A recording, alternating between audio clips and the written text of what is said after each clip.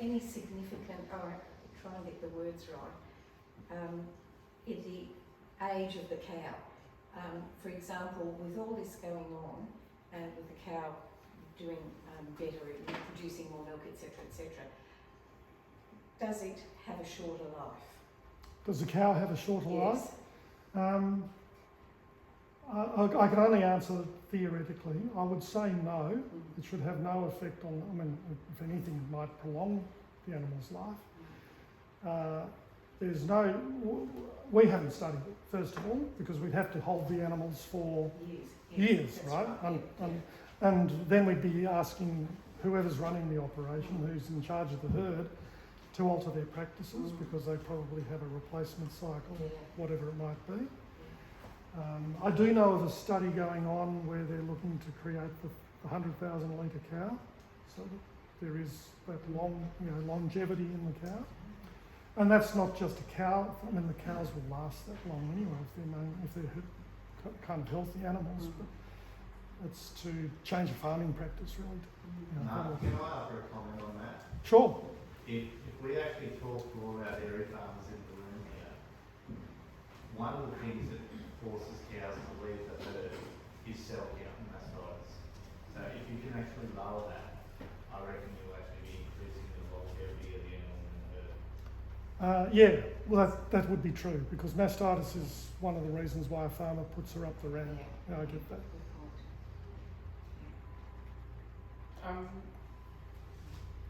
Just before we go into growth ants, Mylo, the next step, the dry form, why are you pelleted or granulated over powders? It's a good question because most dry products are a powdered form. This might be a leading question, I guess. Powders, they blow around. They're dust. I mean, there's enough dust in the day-to-day life of the farmer. I don't think farmers want more dust. Where our product's a supplement, it's going to be given as a percentage of a diet, we presume. I mean, we haven't got it yet, we haven't trialled it yet. It's going to be given as a percentage of the product, probably a small percentage of a ration, of a mix. I think it's, from our point of view, because we're keen on making sure that the animal gets the right amount, the adequate amount to confer the health benefit, it's better to have, let's say, 100 pellets in front of a dairy cow in the bale as she's being milked, and we know they're gone, as opposed to a powder which part of it may have blown away as it's put into the mix, and then when the auger starts to churn it up, some more of it's blown away. By the time it hits the bale, more of it's blown away and some of it lines the bale and never gets consumed. I think it's just a better approach. Can I jump in too? With my 2 years of I'm going to jump into the commercial observations. We've got just over 60,000 mature lactating cows a day in the country are on our product, which we track.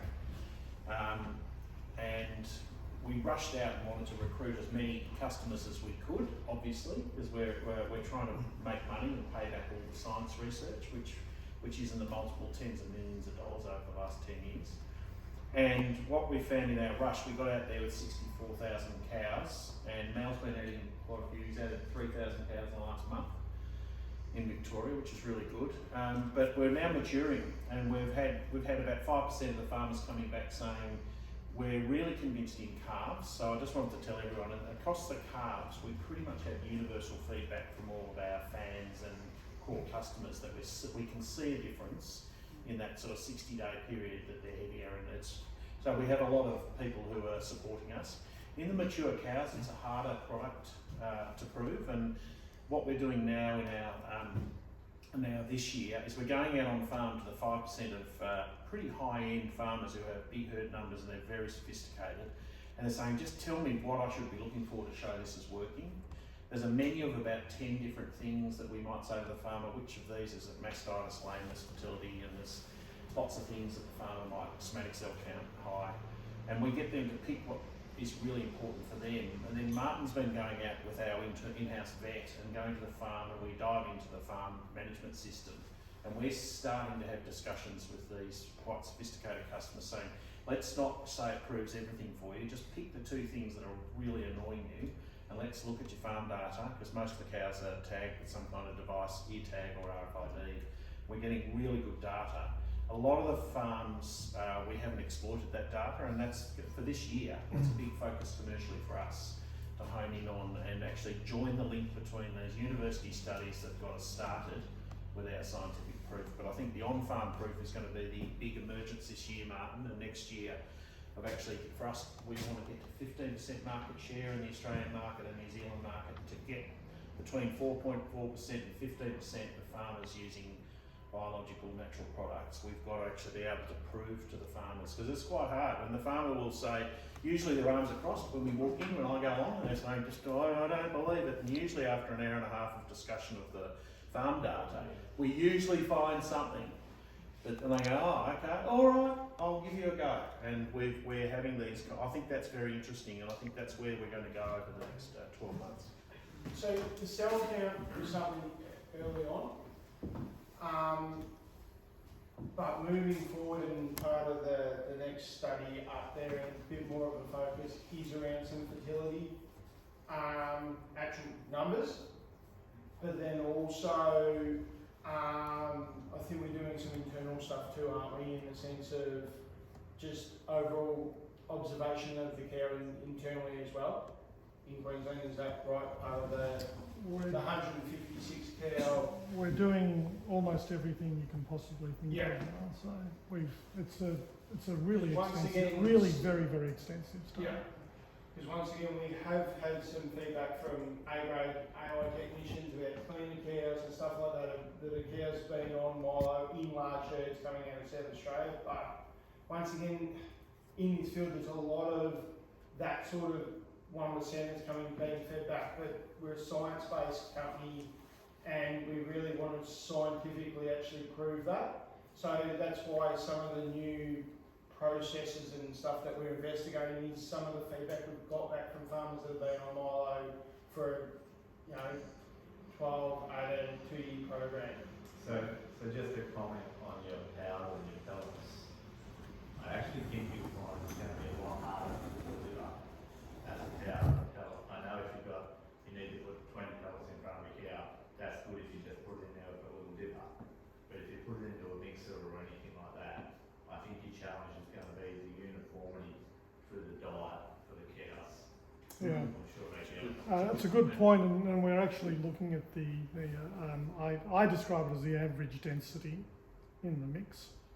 So it's a really good point. To be honest, I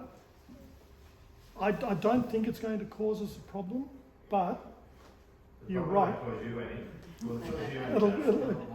It could cause a problem if maybe where the feed mix comes from doesn't get it mixed properly or something like that. But it's a good point, and we will look at the average density.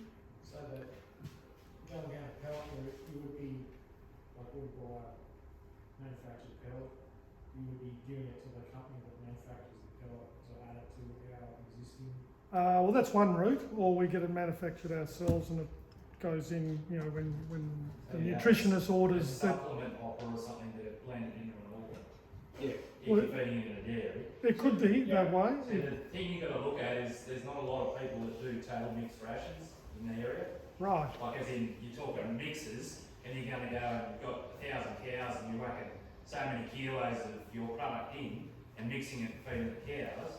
But if you're looking at most people, I mix feed with a mixer, but most people would be looking to put it into a pellet in the dairy, is what Matt was getting at. To give it that way, like so, probably what Roger was getting at, the liquid's probably better to do that with. Oh, we're not stopping I should say we're not stopping the liquid production. It will always be available for that scenario, and always will be available for calves. Yeah. Because powders and those sort of things that are out there just don't mix as well into the milk as what the liquid does. There will always be liquid Mylo for the absolute foreseeable future, if not longer than that. Yeah. But the feedback we're getting in potentially other areas, is that they would like the opportunity to have Only beef farms do. and also going into heifers and stuff like that. You know, they want those opportunities to be able to feed Mylo from day old to the day she leaves the farm. Yep. So that is where we've investigated into the dry product and things like that, and why we're some of the other things around a pellet or a crumble or that over a powder is that our bugs will always be alive, and enough of them have to be alive, and that pellet will actually be the food source of keeping the bugs alive. So it's not like we're putting them to sleep or anything like that, or you know, some of these. And my background is out of the stock feed company, and working with you know yeast that were put to sleep and then they're supposed to come back alive in the rumen. You know, this is actually trying to keep the bug alive right the way through, like we do with liquid form. We want to see the same thing. And when we say a pellet, it's not like Joe Blogg down there that's steaming their pellets to 95, 100 degrees. We can't do that. It's taken a long time to potentially find a cold press mill that can actually cold press our pellets, and we're only, you know, hopefully in the next couple of weeks going to have them in our hands to then go through the all the scientific process of whether they eat them. And well, please explain that. Oh, I'm going to jump in. Mel joined us from the stock feed industry back in November and turned up within 2 weeks, was on to me and Martin saying, got to have a dry product. This liquid product, your pumps are breaking, and you've got to have a technician out there, a plumber or a sparky fixing your pump. And get a dry product. Here's a company in Victoria that does that. I've worked with for a decade. They'll cold press. So Martin and I were up there last week. We've been freeze drying Mylo for 3 years internally. We've been freeze dryer up in Queensland. I'm not a scientist. I think it's remarkable that our powder, when we pull it out after 14 months in the freezer at our laboratory, you can put back into liquid and they come back alive, the bugs, and they test the tick on the probiotic because they're alive again. They've been in suspension. I don't know, it's magic. Anyway, we delivered a bunch up to this cold pressing manufacturer last Tuesday, and they're pressing half a tonne of pellets for us. They're 4 mil round pellets. The flavour's got to be really attractive. Martin wants them to be like, I liken it to kids' Cocoa Pops, so we're putting a peach flavour in, which is the most popular for dairy cows from this particular producer.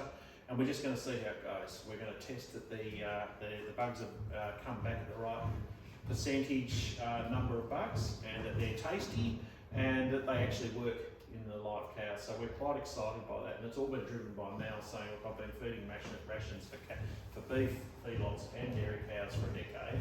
You've got to have this to your arsenal of products. So yeah, it's a good development. Just one thing on like the pellet my health of course.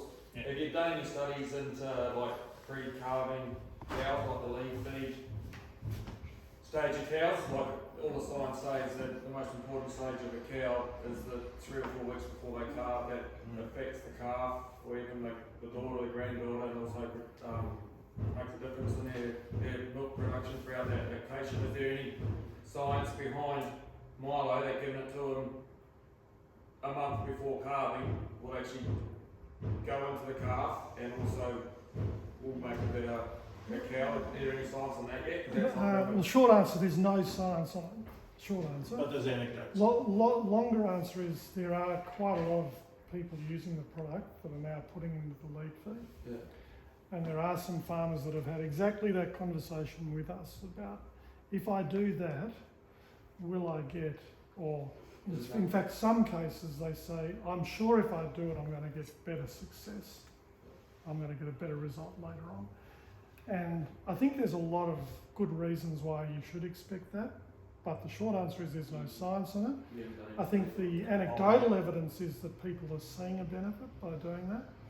We'd like to be able to deliver a product that heifers can have from the time they leave the calf shed all the way through till they're joined, and then they have their first calf as well. And I think we will see some of those things coming out of that bigger study that we're currently conducting because we're looking at not only the full 12 months of the cow's annual cycle, but we're going to monitor the offspring. So we're 8 months into this. Martin and I went to our board and got approval to spend, one of the biggest things I did when I took over, and this is a 600 grand, 18 month, 150 cow study up in Harrisfield, and I had collected 13 things the sales guys were seeing and saying, wish you had proof on this, and one of them is, are the transition cows doing better? Are the calves healthier? So Martin said, we're going to have to do an 18-month study. So we're 8 months into that now. We started the 1st of July. They're drying the cows off on the farm right now, getting ready to go into, be joined. Drying them off, but they're also getting a lot of rain. They're also, but they've survived. We haven't lost many. No, we haven't lost any. But that's one of the specific. We've got 13 things we're tracking. You may have an answer for that in the future. We'll have an answer emerging. We've been taking every 2 months. We go into those 150, 75 controls, 75 on Mylo. And we've done 3 rounds of measurement of those, and we've got hopefully a team from CSIRO, statistical experts, coming in to analyse the data, and then when those calves are born, we'll check them. But that question you asked too, one of the top farms that we visit down in Mount Gambier, Burco Pastoral, we flew our head vet from the University of Queensland in for a session, and Martin was there and I was there, and the owner of the farm, Steve Burkfield, just grilled us for 2 hours on the fertility of his cows and the transition cows, lead feeding, and the health of the calves, because his big thing is the genetics and fertility of his herd. And that, for him, that was his top 10 issue. And it was a fascinating conversation in the dairy office, wasn't it? Yep. For a couple of hours on exactly that question, which led to us saying, well, we better start doing this research ourselves. And that was the farmer that I actually was referencing to, that one of our team had AI a lot of these cows, and we were noticing how clean they were on the inside. And that when they're actually AI, and they just weren't having, coming across those dirty cows, and we're talking they AI 1,100 cows at a time in a fixed program. So. Is all the research so far on black and white? Yes. All of that stuff I've just shown you is black and We had white. 2 Brahmins who were fistulated. I didn't mention, we have looked at 2 Brahmins in the fistula, but I haven't mentioned any of those results up Sorry. there. But yeah, they're all black and whites. Are you looking at doing breeds? Yeah, I'd love to. I'd love to do some jerseys. I'd love to do some Australian Reds. But Jim's probably going to either say, rein your horn, pull your horns in, or Every because time we do spending a study, every time we do it's something, we 400 talk. grand. It's hundreds and hundreds of Yeah. dollars, thousands of dollars. So we've got the black and whites are 85% of the Australian herd. The answer is in 2 years' time, when we're a bit more wealthy as a company, we'll branch out. When we've got to 15% market share, I'll probably have a stronger case to say, hey Jim, I need another $500,000 to do some work on mixed breeds. Let's say you go to a farm where they've got a few things, or just look at each breed individually. So scientifically, no, and anecdotally, yes, we do have it going into jerseys and that in Western Victoria. I'm trying to think about Northern Victoria at the moment, but yeah, scientifically at the moment, no. I have been to several of our customers who run a mixed breed, and they've never had that issue. They've kind of accepted the fact that they're going to see a translation of their benefits from our work in black and whites they'll see in across their herd. But no, we don't have the science on it. Any more questions about Mylo? Okay, well, we'll make a